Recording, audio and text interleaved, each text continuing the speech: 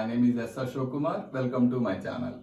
Now, in this part, I am going to explain one important concept in the enzyme for the NEET exam, that is the enzyme inhibition. So, before going to tell the details, first what are the types of enzyme inhibition? Basically, there are three types of enzyme inhibition. Okay, na? One is competitive enzyme inhibition. Second one, non-competitive or allosteric enzyme inhibition.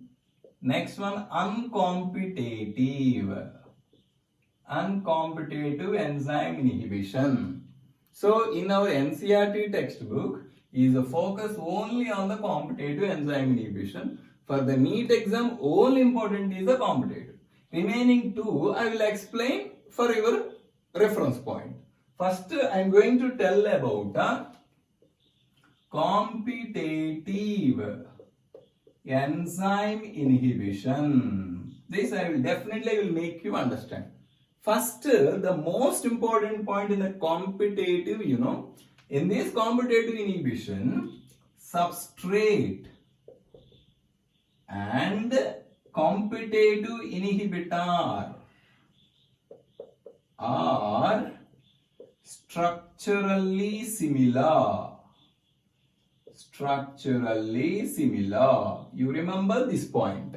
In competitive inhibition, substrate and inhibitor are structurally similar, not same. And otherwise, substrate and inhibitor are structural analogues. So, now I am going to explain. For example, take this enzyme. Okay, na?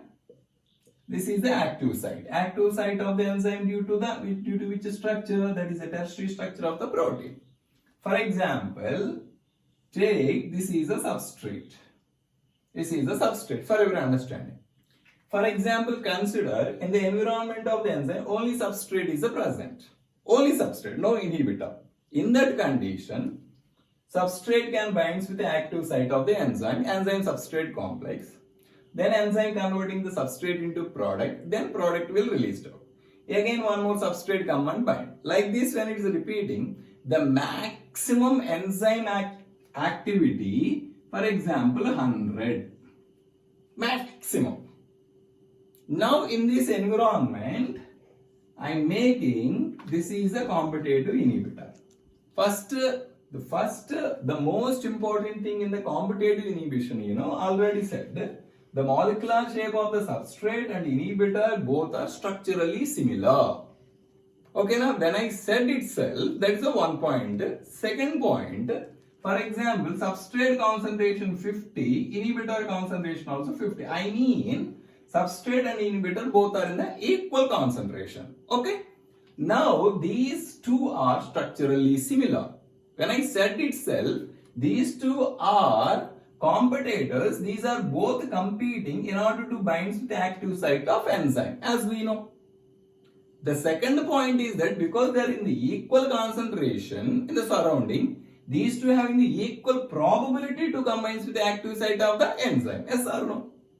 So, in this situation, substrate having only 50 probability to combine. So, what is the maximum rate of product formation? That is a 50%.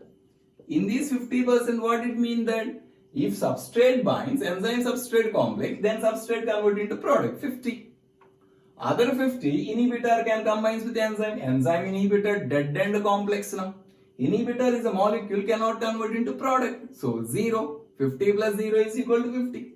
Now I am asking you, in the presence of inhibitor, enzyme activity is same or increased or decreased? Decrease 100 become a 50. That is why this is called as the enzyme inhibition. Okay, that's okay. The very important point and one more is, in this situation, cell want to increase the rate of reaction. In this, because the presence of inhibitor, enzyme activity decrease. Now the cell want to increases the product formation. What it has to do? Very simple thing. For example, substrate concentration make it to 60, automatic inhibitor 40 now. The rate of product formation become 60. For example, substrate concentration make it to 80, inhibitor concentration 20.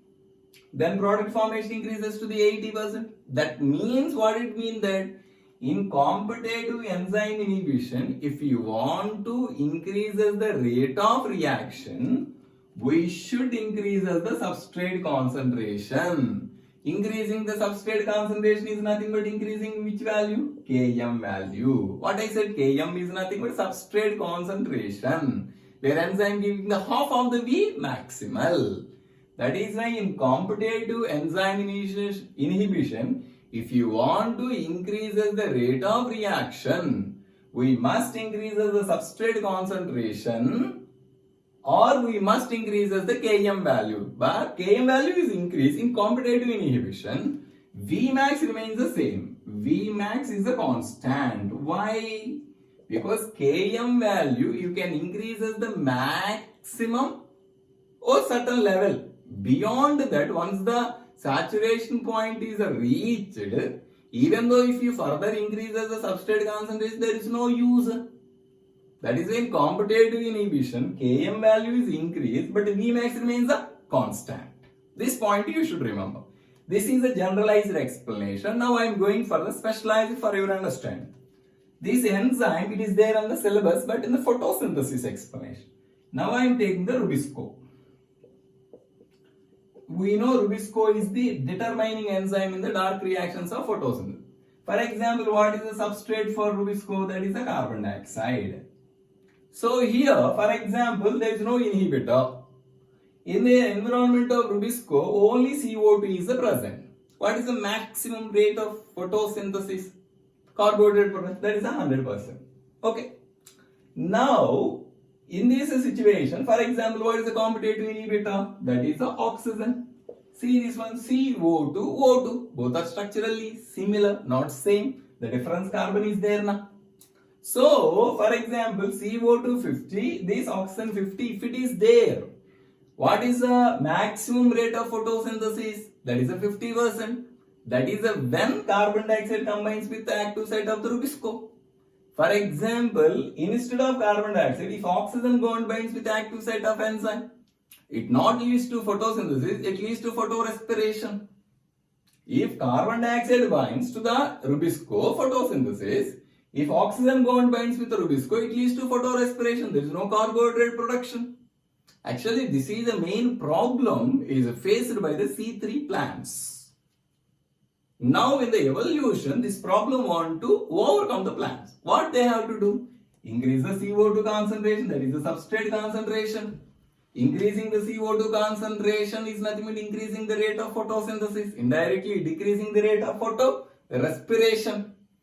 This problem is overcome by the C4 plant. That is why what we should know, C4 plants are more evolutionary. 2 times are efficiency than the C3 plants, because they increases the rate of photosynthesis by increasing the concentration of the CO2 in the environment of the Rubisco. This is you should understand. So KML will increase, but Vmax remains a constant. One classical example for the competitive inhibition from the NCERT that is important for the NEET exam, that is a malonate. Malonate is a competitive inhibitor of enzyme succinate dehydrogenase. This is important. So here succinate dehydrogenase, who is the competitive inhibitor? Malonate. Now who are competitors? What is the substrate for succinate dehydrogenase? That is the succinate. Now, for example, if you take succinate, COOH, CH2, COOH. This is the structure of succinate. For example, if you take, who is the competitor of succinate? That is the malonate. What is the structure of malonate? COOH, CH2, COH. Now, what is the difference between the succinate and malonate? Only CH2 only. That is why what I said, succinate and malonate both are structurally similar.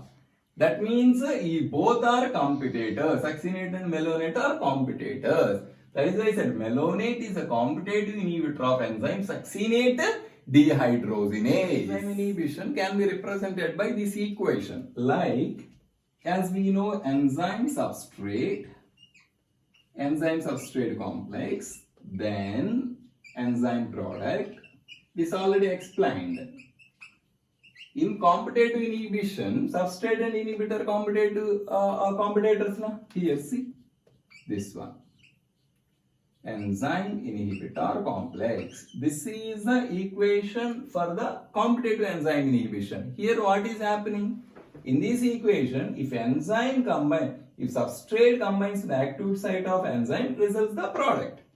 Instead of substrate, if inhibitor go and binds to the active site of enzyme, results the formation of enzyme inhibitor complex. That means substrate and inhibitor both are competing in order to bind with the active site of enzyme. Competitive enzyme inhibition, that's most important.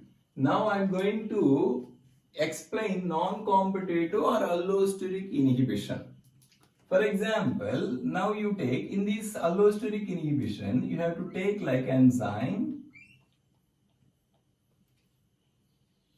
Now you consider this is allosteric enzyme. What it mean, you know? This is the enzyme, this is having the active site.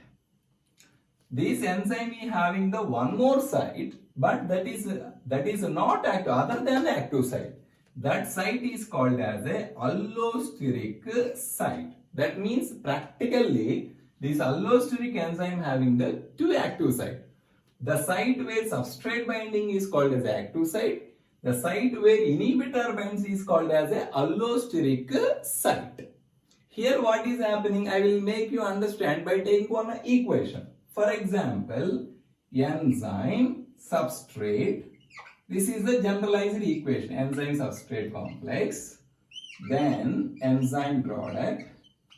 Then enzyme plus product. As we know, this is the equation. Here, for example, you take the enzyme when it is a free. Here, one important point, the major difference between the competitive and non-competitive, you know. In competitive inhibition, substrate and inhibitor are structurally similar. But in non-competitive inhibition, substrate structure and inhibitor structure completely different. They are dissimilar in structure. This point you need to remember. So here, this is the enzyme. This a free enzyme to this one allosteric site free na. Here enzyme to this free enzyme inhibitor, that is allosteric inhibitor, go and bind. Yes or no? That results enzyme inhibitor dead complex. One possibility. Second possibility is that this is a free enzyme to this one substrate come and bind. So enzyme substrate complex na. Even after enzyme substrate complex is formed, allosteric site is a free na. Then to this one even inhibitor there is a possibility to combine. Enzyme substrate inhibitor complex. That is why in allosteric enzyme inhibition, inhibitor is not only capability to bind with the free enzyme, but also capability to bind with the enzyme substrate complex. Why? Because in this inhibition, inhibitor is not binding to the active site of the enzyme. It is binding to the other than active site of enzyme, that is called as the allosteric site. Here, practically, there is no competition between the substrate and the inhibitor. That is why in this inhibition, Km value remains no change. Yes or no? Unchanged. Km value. Substrate concentrate, whatever you do, nothing change.